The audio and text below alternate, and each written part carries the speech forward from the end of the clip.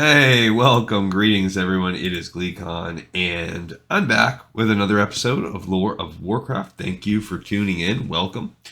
On our last episode, we continued to play through Ashenvale Alliance version. I think we're going to be on to the last episode now. We've got to kill a couple satyrs. We teamed up with another Night Elf Druid and did the Barrow Den, which I think is probably the hardest level, hardest kind of mission in Ashenvale for the Alliance. And yeah, we'll wrap that up next time and probably do the other Dark Shore quest too. Come back and wrap that up. We've also been reading through the exclusive GleeCon Lore of Warcraft channel find here, the World of Warcraft Official Magazine. We're still on the first issue, but we're getting closer to the end. On the last one, we spent a lot of time talking about Trial of the Crusader and a little bit of an inscription. And here we go. Stay a while and listen as we continue on. This time we're going to start with an advice article called Play It Your Way, Healers. There may be 99 ways to die, but the best of the healers know how to prevent them all. Check out some top healers' customized interfaces using community-crafted add-ons. They're real lifesavers. I haven't really gotten into healing mods very much. I do like healing. I do enjoy it. I like doing everything, honestly. I like healing, I like tanking, I like DPS. There's nothing, I think probably of the four things between ranged, if you split DPS into ranged and melee, I like ranged DPS probably least of the four. All right, so we have Lilitharian, who is played by Erica Schumacher. She is a holy priest on the Axiom Guild, which is on the Scarlet Crusade US, and she's a raid healer. So let's look at her UI. So I care about the buffs I place on a target. My UI is designed to contain relevant elements to the job at hand. Most of the healing add-ons take up the bottom of the screen, if you notice. Yeah, very clean, except her own buffs at the top, very small. 1, the central area contains the main player and target frames. My focus appears directly above my frame, and the target directly across above the target's frame. Okay. I settled on Pitbull due to its ridiculous customizability. When I'm healing a target, I care about buffs I place on them. I don't filter debuffs, but I do see all debuffs on the target. Okay. 2, I use dominoes. So, not the pizzeria, I'm guessing some kind of hotbar add-on. To handle the different spells and abilities, I find it more simple and streamlined than Bartender 4. The buttons themselves display a timer due to Omni CC. When a cooldown is finished, it produces a shing. The green numbers on the bottom on the buttons represent the approximate amount of healing that spell deals. Oh, that's nice to know. A quick glance over to the right shows damage deficits. I guess we're talking about right here. After that, it's a matter of selecting the right spell to heal the right amount. 3, grid shows health numbers when players take damage, are dead, become AFK, go offline, or in another vehicle. That's like automated now. This whole grid thing, that's pretty much just standard UI. What isn't shown is another add-on called Click, which lets me bind spells to mouse clicks. That's one that I've heard is very useful, especially for healers. For instance, Flash Heal is my mouse 4 button on the side. This allows me to heal anyone in the raid by mousing over a player and pressing mouse 4 without switching my primary target. I have a customizable mouse like that, but I do DPS, so mine's I don't find it that much more useful than having the regular keys, but maybe if I was a healer and I wanted to have those specific macros kind of keybound on there. For Forte Exorcist, that's this little bar right here, keeps track of all the buffs I put on people. This shows who has what buff and the amount of time remaining before it wears off. The add-on is capable of tracking multiple targets, but will only highlight the bars of my current target. I see, so it's like her own target, all the different buffs she's placed on them.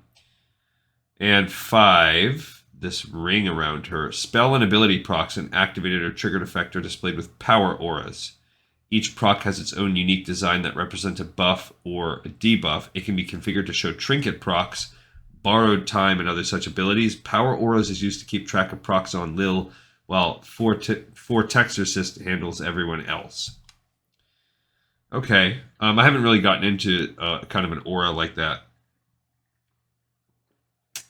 but I could see it being useful. Most of the time, I just kind of keep track of it with. I just use LVUI, and then there are some kind of. It kind of keeps track with bars on the bottom about your buffs, and I just kind of keep track on that. It does make you avert your eyes a lot, and I spend when I'm actually in a instance, I'm spending so much time. When I switch over one of these days, you'll see me playing on my retail account, and you'll kind of see the way that I have it set up. It's a little bit more jumbled than hers. Pratt, which is 6, is my chat mod of choice. It will show a player's level and class. Every chat channel is colorized, so I don't have to wonder what channel a player is coming from. Feign is an add-on that handles the chat tabs. Mini-chat is the little arrow that shrinks the chat window down to one line. This one right there. I mean, you could just do that naturally nowadays in retail. One element not shown is mixed scrolling battle text. Above the main character, it displays mana return, buffs, and debuffs, then fades upward. On the right side, it shows all spells that have been cast. I've seen people online using that sort of thing. Doesn't do it. I don't really care that much. I've got damage taken on the left side. Also, I prefer bind pad for keybinds on all my spells. Lil can simply drag and drop spells accordingly. It also allows for longer macros that don't take up space in the macro bin. Okay. Oh wow, this is a bad shot. Sometimes when I take the picture, you can it really is blurry based on, like I've said before, lighting, my hand, the phone trying to focus when I'm taking the picture. All right, but I think we'll be able to read this. This is kind of a dry article, very niche. Zusturk says Dieter Standery. I can't really read his name. He's a holy priest, also Order of the Athenor, Spinebreaker, EU, Heroics, and Raid Healing. When it comes to my UI, my primary concern is to isolate and remove excessive information. Information must be shown only when relevant. Action bars that show when hovered over, timers, and warnings. Those are all good starts. At the same time, information must remain convenient. That's his. See, I don't like having the bars and everything right in the center. I don't like that. Maybe as a healer, I would, but I don't know.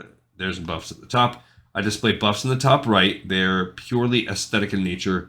Buffalo allows for buff repositioning, while Battle Facade allows specific styles or textures to be applied to different buff icons. 2, I use Pitbull in a standard left and right configuration. The party is on the left side, while a few other add-ons handle information on the right side. I use it because it's highly configurable. That's the same that the last lady was using. The text seen here is customized, and certain frames can be removed to avoid duplicate information. There's a frustration for me. I've made a strong effort to try to remove duplicate information, and too few add-ons offer that ability. There's 3, the alert. 3, this is a cooldown warning from an add-on called Cooldown Timers. For priests, spells are always going to be on cooldown. I need to know when spells like Prayer of Mending are available. There is no alternative other than to use a cooldown timer. Power Auras was the most promising, but it had thwarted my attempts to make the Prayer of Mending warning work. Gotcha. And 4, kind of like the same that she used. The focus frame above the bar timers displays the most detailed information about its target, including detailed starts, stats, and cast information.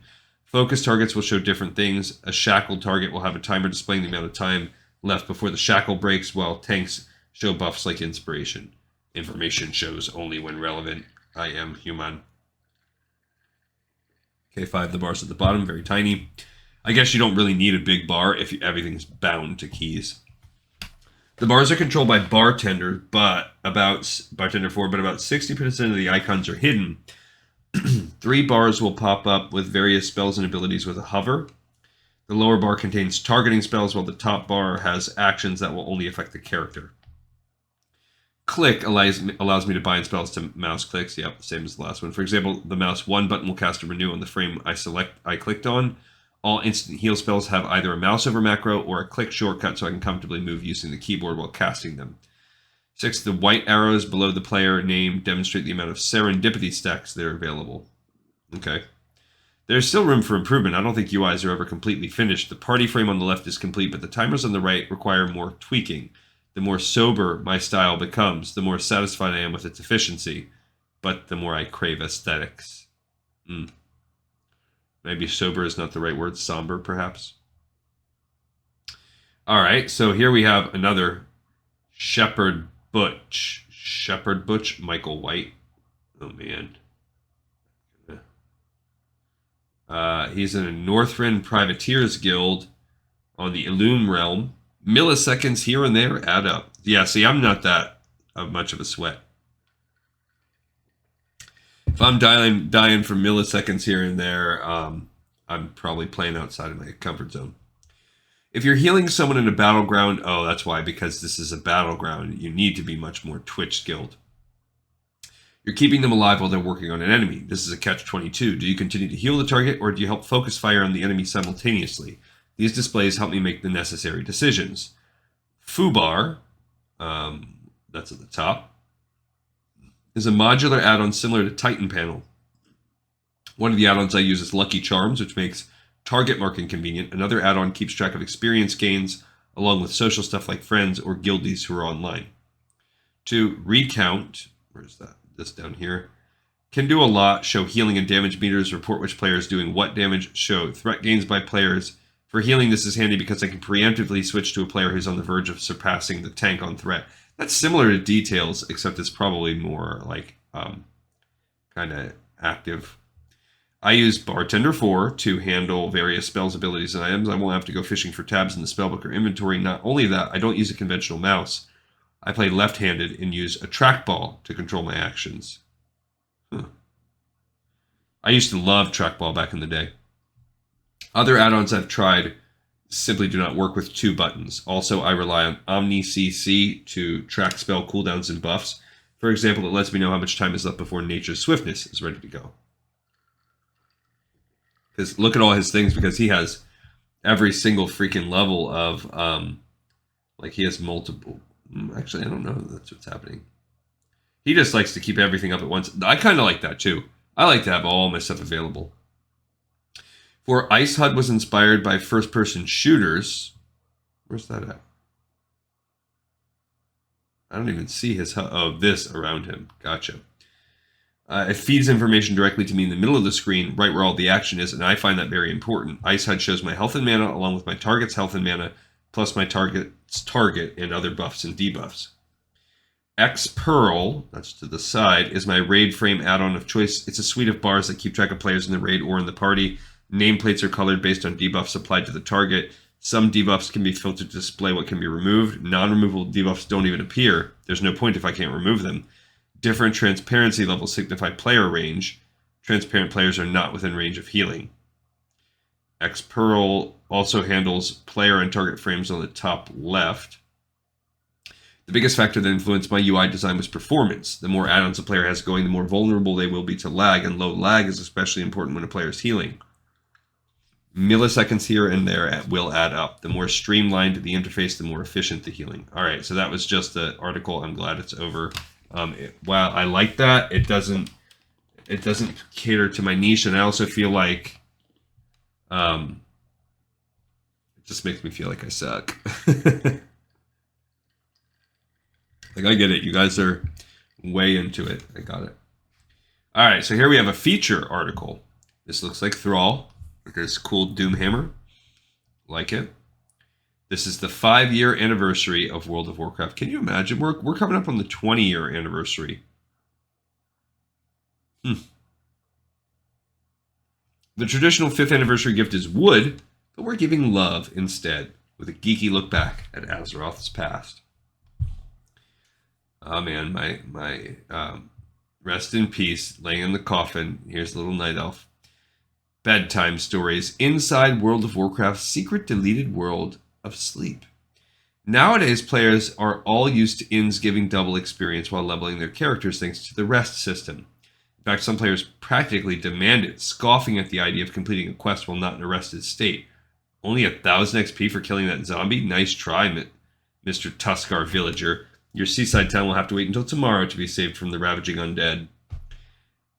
During beta, it took 8 hours to go from exhausted to well-rested while in an inn. Admit it, getting the same reward for half the effort is awesome, and it's systems like this that have contributed to World of Warcraft's wide-ranging success by allowing it to accommodate all sorts of active lifestyles. But believe it or not, inns and rested experience haven't always been around, as some players who participated in the game's beta prior to its official launch can attest. Fluff your pillow, pull up the covers, and get comfy. We're going to tell you a bedtime story about the World of Warcraft you never knew, with all of its rest, relaxation, and 75% XP debuffs. We were all vagabonds. Innkeepers truly lead lonely lives. They stand ever vigilant beside their table, counter, rug, waiting for heroes to stop by.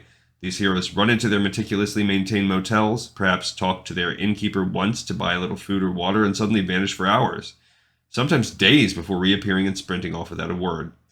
The mighty heroes of Azeroth often take the little guys that hold down the fort while they're off adventuring for granted. Sure, there are bigger fish to fry, but no one would have made it to Arthas' doorstep if it weren't for the trusty innkeepers keeping the fires and beds ready for players between excursions into the frosty winds of Northrend. And that's a luxury players haven't always enjoyed. Early on in the beta, there were no inns for players to rest their heads when it was logout time. Logout delays of 20 seconds were unavoidable, and no blue experience bar brought you double experience for taking a break from playing. It wasn't until April 13, 2004 that players in the public beta were able to plant their roots by binding a strange new inventory item called a Hearthstone at one of the various inns located around Azeroth. After you well rested, are you well rested or just, well, rested? Even when innkeepers did show up on the scene with their magical resting powers, it wasn't the deal players got today. Early beta innkeepers were more like ancient gods, demanding sacrifices regularly and being prone to wrath if you did not visit them often enough. Instead of the toggle switch of being rested or not rested, there were 5 varying degrees of energy levels your character could fall into. Well rested, rested, normal, fatigued, and exhausted. And as you probably gathered from the names, these weren't all good things. It's kind of like your relationship with your pet. Well rested was the equivalent of the game's current game's rested state, offering 200% experience to the player for a period of time. Participating in combat would cause your character to progressively slip from 200% to 100% bonus as you went to rested, and then to no bonus at all once you arrived at normal. Players who continued to kill monsters would slowly be nudged away from combat with increasing XP penalties. First, you would become fatigued, incurring a minus 50% XP penalty. Endure the experience penalty long enough, and you would drop to the lowest energy level, exhausted, with 75% XP penalty, making it hard to justify killing just about anything until your energy reset. Man, that would stay. That would be like encouraging you to, I guess at best, play alts, but more likely than that, like not play. 8-hour timeouts, but resetting your energy level to rested or even normal took a while. The dev team explained that the beta version of the system was designed to free up time for exploring other aspects of the game without penalty, such as trade skilling and social activities, and to help players avoid level grinding. When the difference between killing an enemy while well-rested and fatigued is a whopping 1,667%, it's safe to say it did its job of encouraging players to pursue other activities on a regular basis. It also did a good job of bringing players together and encouraging them to focus on non-combat activities. Because it took 8 hours to go from exhausted to well-rested while in an inn, removing any debuffs on the characters as an added bonus, there was no reason to not spend time chatting with friends and exploring Orgrimmar. Logging out anywhere else in the world outside an inn would limit your rest state to a maximum of normal. Later on in the beta, the rest system was tweaked and molded into its current form in order to be more helpful to players, only rewarding them for taking time off, positive reinforcement, without penalizing them for playing longer sessions, negative punishment. Yeah, that just doesn't make sense in the game. Yet, some core elements of the rest system haven't changed since that first update in 2004. Rested states still only affect monster kills and not experience points rewarded by quests. The system is on a per-character basis that allows you to play one character while your others relax and recharge, and innkeepers still bind Hearthstone so players can teleport to their home location on a regular basis for a daily nap. Those 5-year-old patch notes even had a bit of prophecy in them, hinting that rest would even benefit future PvP experience rewards, a tease that's recently become a reality on Live Realms. Apparently, some good ideas take time to develop. You just have to sleep on them. Only a handful of current players ever saw World of Warcraft in its alpha stage above. Wow. The rectangular item interface recalls the then just completed Diablo 2. The current interface below was refined during the beta phase. And I gotta say, I like it much better. The highly subjective, not exactly official World of Warcraft players timeline. In 1969, October, the first two nodes of APRANET are linked. The internet, more or less, is born. Games and goofy fun show up a bit later. So now we go 25 years later, sometime in 1994, Warcraft's developers think an MMORPG set in Azeroth would be cool. 4 years later, in August, the hamster dance is sadly the cutting edge of internet entertainment. Research continues. Okay, 3 years later after that, in September, the World of Warcraft is announced at the European Computer Trade Show. Only 3 playable races are confirmed. Humans, Tauren, and Orcs. Interesting. So they're basically saying that, yeah, we're going to have Orcs and humans, and maybe Tauren as a neutral race.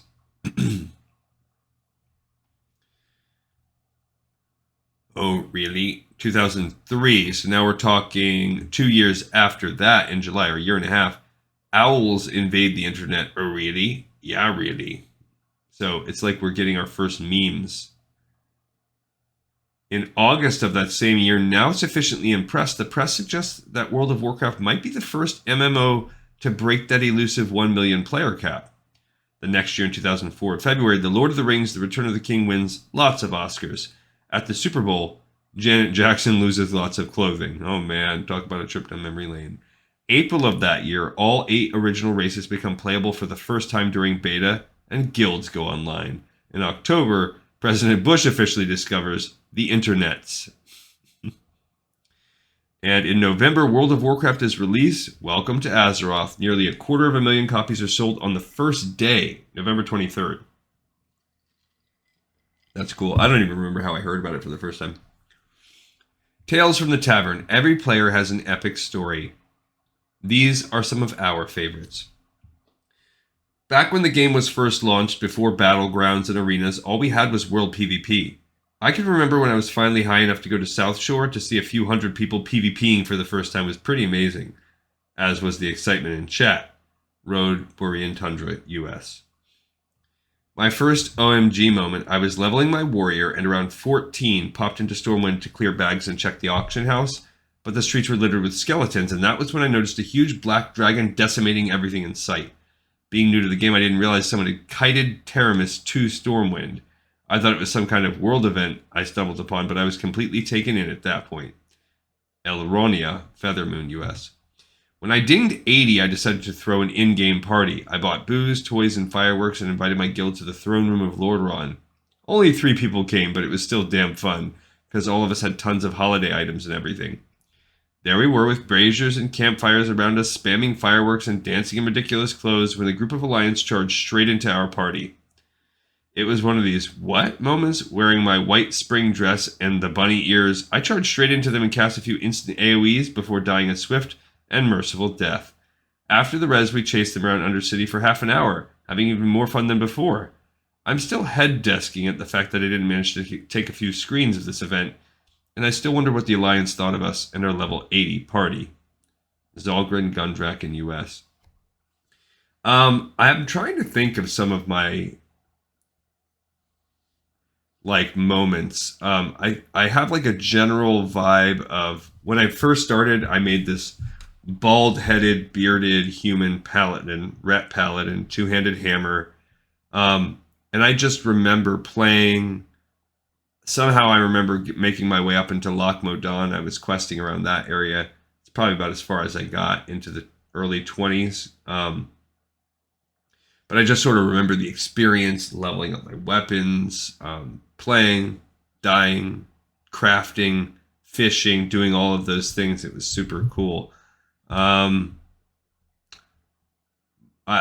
One memory that I will I have a couple world PvP kind of in that beginning thing too, where I remember I have some vague memories of really fun times doing PvP outside of Ratchet, world PvP. But one of the best I ever had was in Gadget Stan with my troll rogue, who was my main for years. And it was me versus a feral druid. And between the two of us, just stealthing, playing hide and seek, 1v1ing each other, probably for a couple hours, just killing each other like mad, hunting and killing. And it was a pretty even match. We probably killed each other each like 10 to 20 times.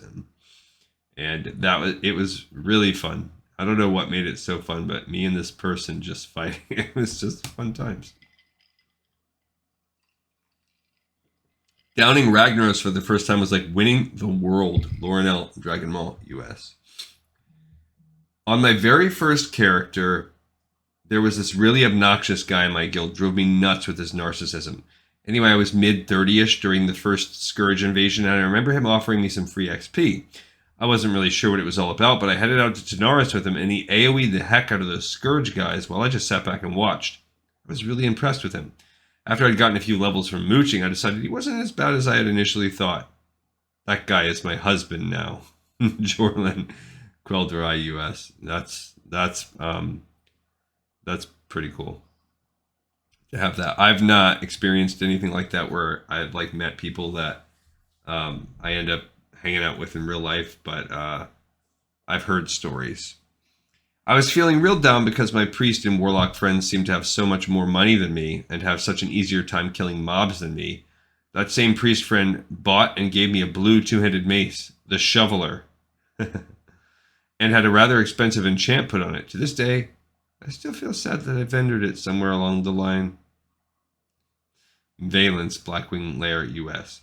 Oh, we have our timeline continued. In December of that drop year, a fixed Gurobashi arena no longer lets fighting break out in the stands. What are pit fights without audience participation? 2005 March, meeting stones appear. Complete dungeon parties appear a few seconds later. So now we're like getting close to the 6-month mark. Here we are with May, we're doing that. The first Children's Week event begins, and as if to rub it in the orphans' faces that they have no toys, the infamous heavy letter ball recipe shows up. June to the battlegrounds. Alterac Valley and Warsong Gulch are the first to run red. In August, Silas Darkmoon and his carnies bring the fair to Azeroth while Leroy Jenkins rushes into immortality. Yeah, that made the zeitgeist for sure. September, take on the Blood God in Zul'Grub, but please wash that corrupted blood off your hands. We don't want some crazy disease spreading around. So now we're getting close to being about a year into the game. All right. The zombie invasion. I remember when the zombies were invading all the capital cities. At first, nobody really had a clue what was going on. I remember being especially confused when I was being chased by zombies with players' names over their heads. The idea was brilliant, but after a while it got so annoying. By the end of it, many of us hated it, but it sure did make us all feel like we were under siege. Lutaha, Bloodscalp US. I remember that. I do remember that. And yes, it was annoying. First, Ragnaros Downing is way up there because of how epic he was in comparison to any other boss in the game prior. The lead up, the lore, and his introduction when he first summoned made it very thrilling. Never again have I heard so many nerd screams over voice chat. Haynes Zuljin. I started the game at release playing a Night Elf Hunter, of course. For the first week or two, 1 gold was a lot of money, and the power gamers are still only in their 40s. One of the realm's top players at the time, a level 48 Paladin, was selling the first BOE epic most anyone had ever seen. Bow of Searing Arrows. He wanted 40 gold. No one had 40 gold at that time. The most wealthy still only had 10 or so gold to their name.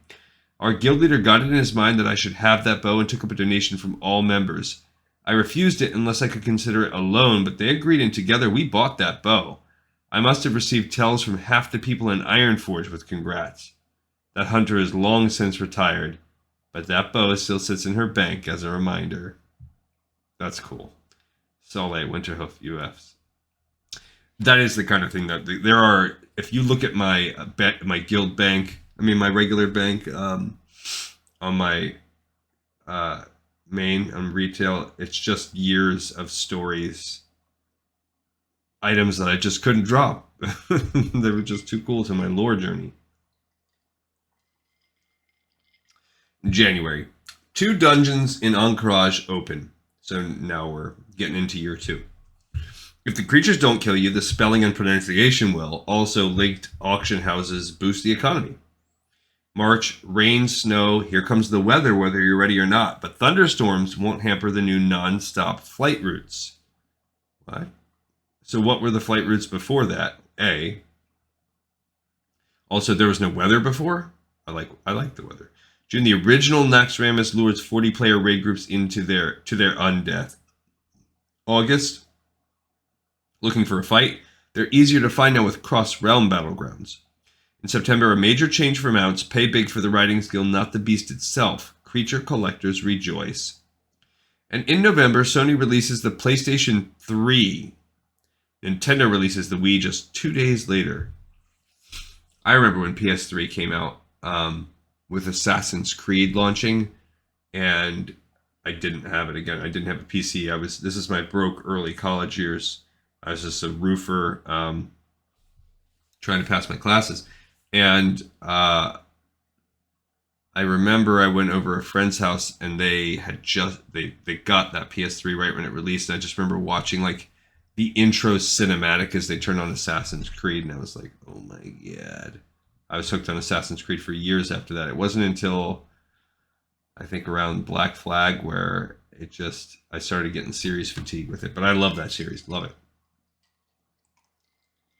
Being able to fly. Oh, what an awesome feeling. Soaring over those mobs that I might have pulled while riding with no worries about death. And being able to drop straight onto a mining node instead of having to fight through 20 mobs. Can't read it because I did crappy scanning on this one. Realm first to 80. Getting 300 whispers at once was awesome. United Sargos, yes. I could never be a sweat that hard.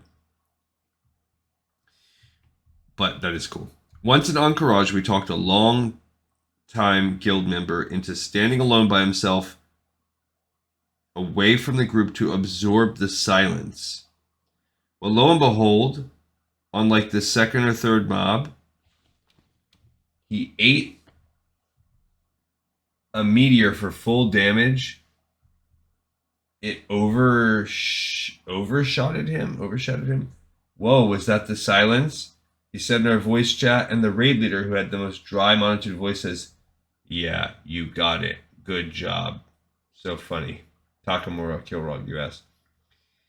My first Warsong Gulch match about 4 hours after it was released. 350 honor kills, complete chaos, and no one knew what to do with the flags. Evangel Proudmore, US. I have a lot of Warsong Gulches to this day, my favorite, because so many fun runs. Getting all the achievements back in the day for them. I had like all of them on my old account. Rarely. Remember when World of Warcraft was so hot you couldn't even buy it? Mike Morhaime does. This is the guy we had in the article earlier. When we first launched the game, our midnight opening at Fry's Electronics really caught us by surprise. We certainly didn't expect that many people to be there at the midnight opening. We thought the launch would be a lot slower, that it would take a lot longer to convince people to try a new MMO with a monthly subscription, and just right out of the gate, the response was tremendous. Then it didn't slow down, and it continued accelerating for so long we had trouble meeting capacity well into the first year. We had to stop shipping boxes to retail because we didn't have the capacity to support them for like 6 months. Definitely surprised. Yeah, like the servers. Mike Morhaime, co-founder of Blizzard Entertainment. I didn't have to deal with that again because I was such a little broke dude back then. Okay, in January of 2007, the Dark Portal something expansion arrives. I don't know. It's something with the P. The Burning Crusade opens. The Burning Crusade brings Blood Elves, Draenei, Flying Mounts, Eye of the Storm, the Caverns of Time, and all of Outland to the game. In April of that year, the Zenley Brothers YouTube in Chocolate Rain. Now it's in your head again, isn't it?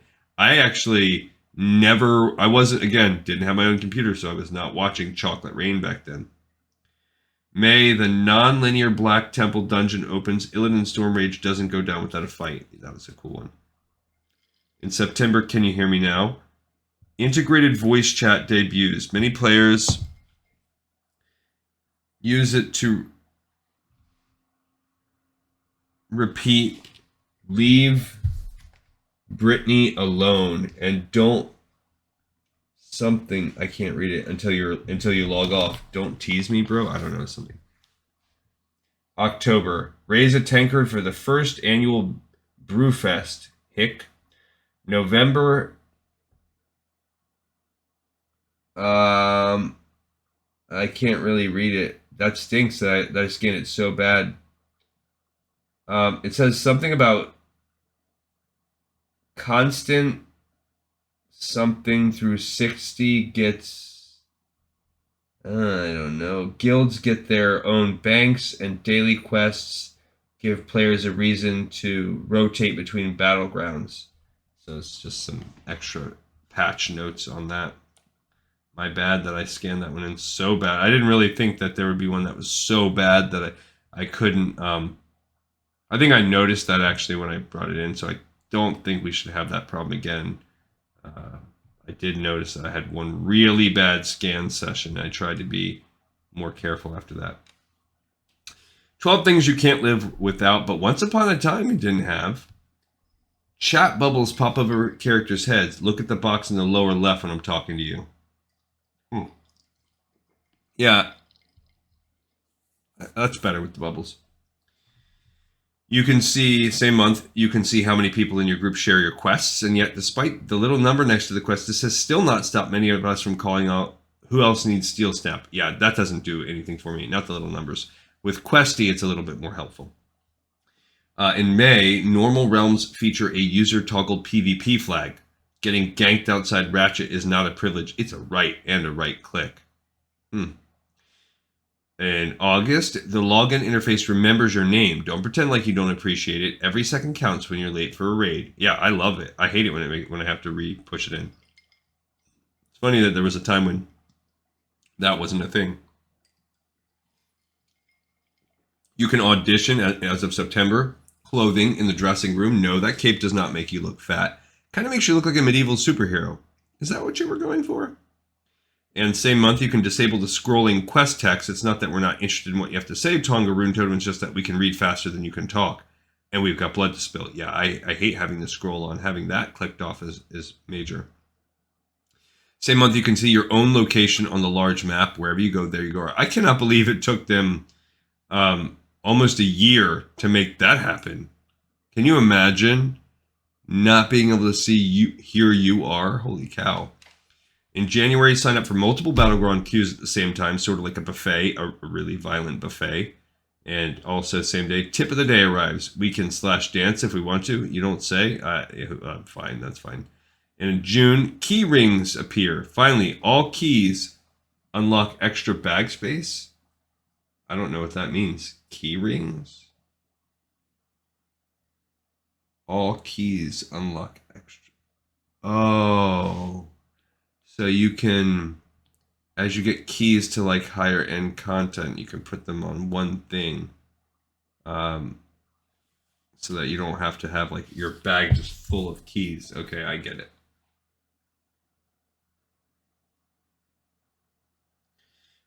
Raiders in same month, Raiders get a ready check and a raid info button. Now when you plunge headfirst into Onixia's deep breath, everyone will know you were truly ready to die. And in September, so now we're getting right before Burning Crusade, AFK Buster on Battlegrounds. The nefarious plans of Honor Leechers foiled. Take that, deserters.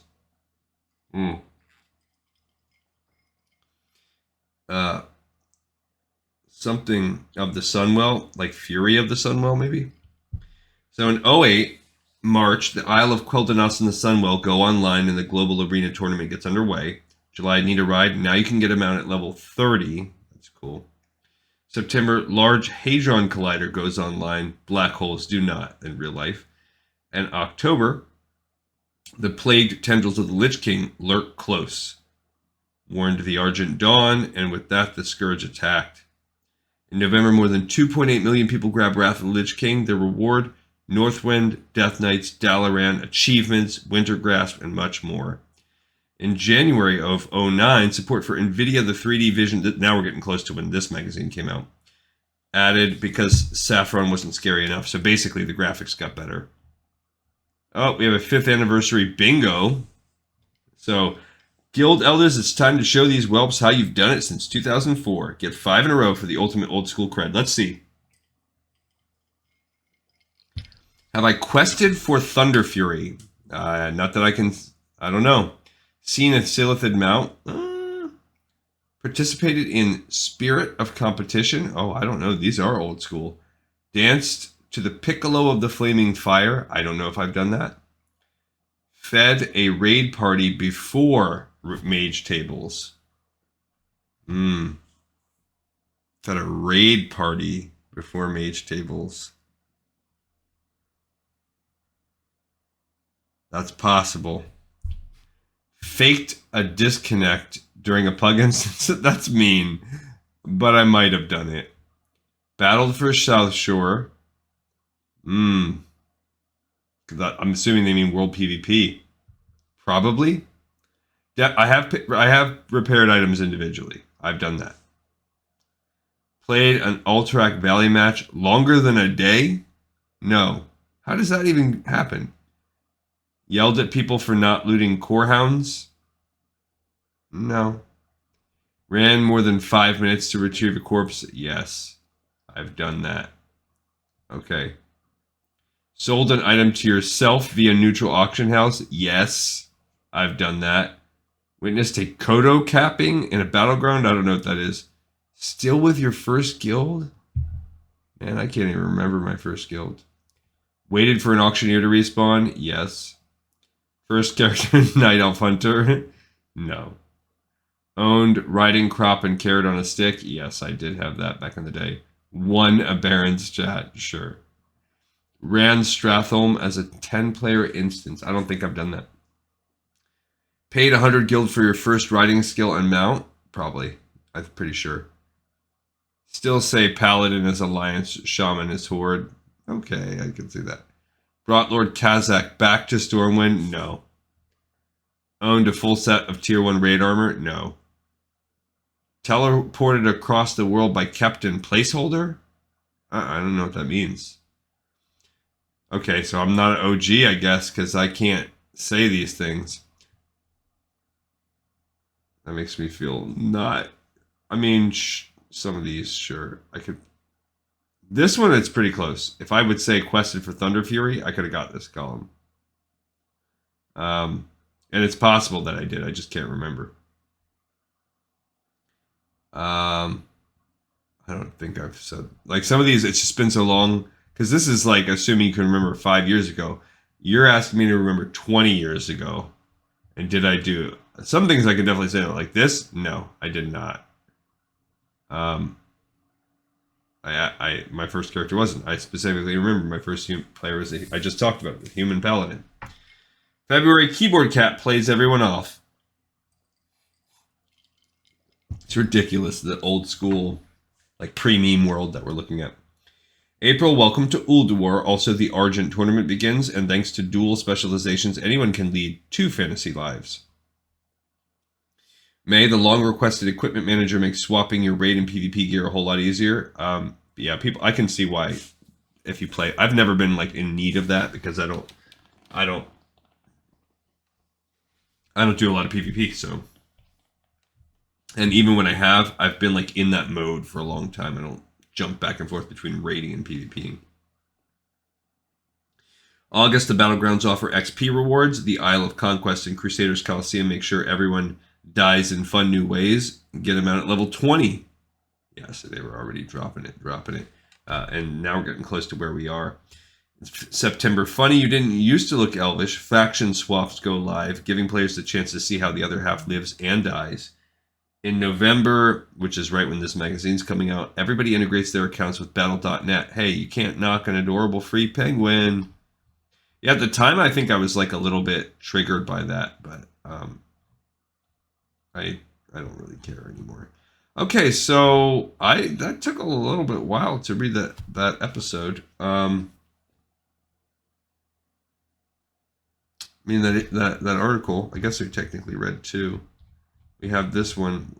Okay, fine. We'll read one more little baby one. I feel like we just haven't read that much today. But we'll read one more feature, which is called One Bad Mother. It's all about Onixa. And this is about Onixa's return. For years, Onixa was the most feared raid boss in all of Kalimdor, but now that she's been re-equipped for the modern era, what does the Daughter of Deathwing offer current players? 2 words, more dots. She's big, she's bad, she breathes fire, and she's among the most deadly enemies the heroes of Azeroth have ever known, and she's taunting you. To celebrate World of Warcraft's 5th anniversary, the encounter with the broodmother Onixa has been retooled, bringing her up to a level that once again poses a threat to Azeroth's mightiest adventurers. For those lore buffs who are twitching in their chairs at the idea of retconning, didn't we see Onyxia's head, strung up outside of Orgrimmar and Stormwind every so often? Now's a good time to take an appropriately deep breath. The history of the world hasn't been adjusted with Onyxia's return. Her instance has just been updated in celebration of the game's 5th anniversary. So she's still a valid part of the current raiding culture. In other words, it's the Onyxia you already know, with the same story and importance, just much, much meaner. Which actually does throw it off, because that means the storyline in Classic that would lead to her can't actually be done until you finish Wrath of the Lich King. Okay, so the 310% speed brood of Onyxia mount, the bottom center, isn't the beast herself, but one of her offspring, tamed and ready for you to ride. That is assuming you score the rare drop. Okay, let's look at the lore. I love that we're going to have some lore on this. As the daughter of the Black Dragon aspect Deathwing, Onyxia rose to power after her father's departure from the lands of Azeroth. She drove the Stonemaul ogres from their caves in the Dragonmurk so that she could raise her growing brood. This location in Dustwallow Marsh became the perfect area in which to lay her eggs, and Onyxia's brood protected the caves and the precious eggs inside. For many years, however, Onyxia took on a human form as Lady Katrana Prester, one of the highest advisors to Stormwind's Child King, Anduin Wrynn. Spoiler for what we're doing in Classic. Through her control of the young king's other advisor, Bolvar Forddragon, Onyxia worked to corrupt a vast segment of the kingdom. It was rumored that she orchestrated the kidnapping of Anduin's father, Varian Wrynn, the true king of Stormwind. When Onyxia's deception was revealed by Alliance Knight Reginald Windsor, she fled to her lair only to face King Varian, who impaled her with a pair of elven swords. He took her head back to Stormwind, where it was hung from the gates. The legend. Onyxia's lair was one of 2 40-person raids included in the original World of Warcraft. For many players, Onyxia proved to be one of the hardest fights they had ever encountered. With more than 20 abilities spread over 3 phases of fighting, Onyxia's deep breaths, tail sweeps, and whelp spawns led to many brutal guild wipes. Due to the seeming randomness of Onyxia's use of powers, especially in the second phase, many players died screaming as they tried to deduce patterns in her attacks. Some of that screaming bled over into the real world too. When raid leader Dives of the Boulder Fist EU Guild Wipe Club lost his temper during an attack on Onyxia, the profanity-laced audio recording spawned a viral flash animation, see sidebar, and several community catchphrases including, "There is no aggro reset," and "Hit it like you mean it." And just as Leroy Jenkins was honored with his own in-game title, some of the Onyxia Wipe dialogue has been immortalized as a series of achievements for the revamped dungeon, including "More dots and many whelps, handle it." That's funny to know where some of that came from. Regret, oh really? Reset, oh really? We'll read that last, because that will be our last thing of the night. Or of the episode. Might not be night for you. King Varian impaled Onyxia, took her head, and hung it from the gates of Stormwind. Cute evil. As a thank you to players for 5 years of loyal support, anyone who logged in during the 5th anniversary got a whelpling pet. The Rebirth. Of course, there are more than just achievements to earn from facing Onyxia again. In keeping with the 5th anniversary nostalgia, Onyxia's drops feature the old Tier 2 skins and upgraded statistics on the weapons and equipment to stay in line with current level 80 gear. Along with coveted helms and weapons, Onyxia also has accumulated some of the other updated Tier 2 style pieces from raids that were outside of her own. Items like the epic one-handed sword Quel'Serrar, now available in both burning and gleaming varieties, have warriors and paladins itching to take her down. Plus, mount collectors are drooling over one of the rarest Onyxia drops, Brood of Onyxia, a speedy 310% increased flying mount that looks exactly like the Broodmother, only slightly smaller. The matching pet was given as a gift to any and all players who logged into the game during its 5th anniversary period. Even if Onyxia's return doesn't officially open a new chapter in World of Warcraft's lore, gamers who missed experiencing this raid during the pre-Burning Crusade era will finally come to understand why her legend is so fearsome. Onyxia never throws around taunts lightly, as she herself promises, "One thing that I can and will assure is your death." And when you hear that, well, you better be prepared to hit it like you mean it. All right, so let's read the story of where that came about to finish our episode here. The man who took Onyxia viral. If you're reading this, you've almost certainly seen the YouTube video Onyxia wipe animation. If you're at all familiar with raiding and the stress many guild leaders feel while trying to herd their teammates through often complex encounter mechanics, you probably laughed at the manic screaming of Dives, the former guild master of the infamous Wipe Club. During its time in the spotlight, Wipe Club was notorious for posting audio clips of its exploits, often focusing on Dive's verbal outbursts. But the man who made Wipe Club famous or infamous wasn't even a part of the guild. David Alicus Lambkin hadn't spoken to any member of Wipe Club, but he thought it was hilarious and also felt as though I knew what he was going through, Lambkin says. I've been on many raids that got screwed up thanks to someone not listening. When my guildmate first linked the audio clip to me, I half-jokingly wrote back, "I'm totally going to make an animation to that." After 15 hours and one accidental deletion of the whole project, Onyxia, it seems, makes everybody wipe, Lambkin's work was done, but he had no idea it was going to be so popular. Since its upload in December 2007, the animation has been viewed more than 3 million times. I guess I wasn't really thinking about it at the time. I was just working to make something I thought would be funny.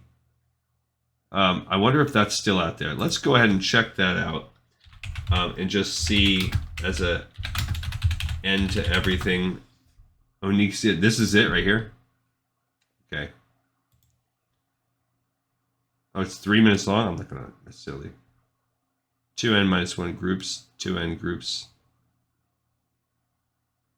Oh, this is like a guy that drew it. And I don't hear the. Oh. Groups. Oh, I see. 1, 3. We'll hear the guy's Odd voice. groups go to left. Even groups go to right. That means 1, 3, 5, 7 left. 2, 4, 6, 8 right. 7 and 8 are whelp groups. Okay, listen the fuck up. You are going to Nice. DPS very, very slowly. Now. And by slowly, I mean fucking slow. Oh, yikes. If you get aggro, it means you're going to lose 50 DKP because you didn't know what the fuck to do.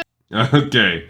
So, there's too much bad language on that for me to want to put it on my channel, but it seems like something that I would laugh at on my own. So, not that I'm snubbing my nose to it, but I can't do the child-friendly